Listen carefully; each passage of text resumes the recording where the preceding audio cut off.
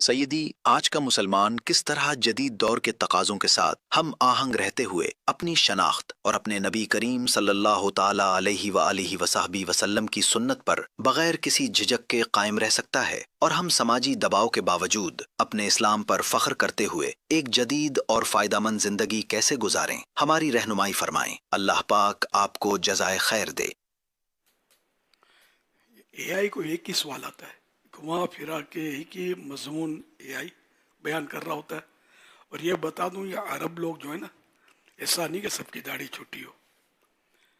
پیارے آقا صلی اللہ علیہ وسلم عربی عربی عربی، اور ہم عربی آقا کی تعلیم سے داڑھی بڑی رکھتے ہیں پوری، ہاں؟ تو آئندہ کے لیے مہربانی کریں ان کو بھی پوری داڑھی رکھوا لیا کریں، اپنے پاس جو بھی آئے نا پوری داڑھی رکھ کے جائے۔ اب اس کا میں کیا جواب دوں؟ اس مضمون کا تو جواب میں دیتا ہی رہتا ہوں۔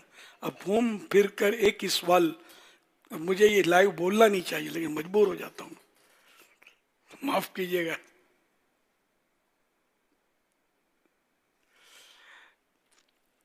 صلو علی الحبیب صلی اللہ علیہ محمد۔ حجی مینا میں جب شیطان کو کنکریاں مارتے تو کیا شیطان کو تکلیف ہوتی ہے؟ ایسی تکلیف ہوتی ہے جتنی کنکری لگنے سے تکلیف نہیں ہوتی۔ ہمارے یہاں بعض اوقات وہ سیاسی طور پر جیسے کسی کے خلاف ہو جاتے ہیں، لیڈر کے، بادشاہ کے، وغیرہ کے، وزیر اعظم کے، صدر کے، تو یہ دنیا میں مطلب یہ کہ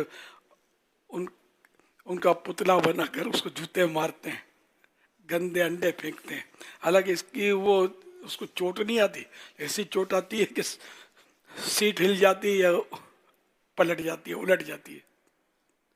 تو شیطان کو کنکریاں مارنا ایک تو یادگار ہے، لیکن ظاہر ہے اس کی ذلت ہوتی ہے کہ چاروں طرف سے اس کو پھٹکار برس رہی ہے اور لوگ اس کو کنکریاں کوئی ادب اور احترام سے ہاتھ باندھ کر نہیں مار رہے، اس کو ذلت کے ساتھ مار رہے ہیں کہ ذلیل ہو رہا ہے۔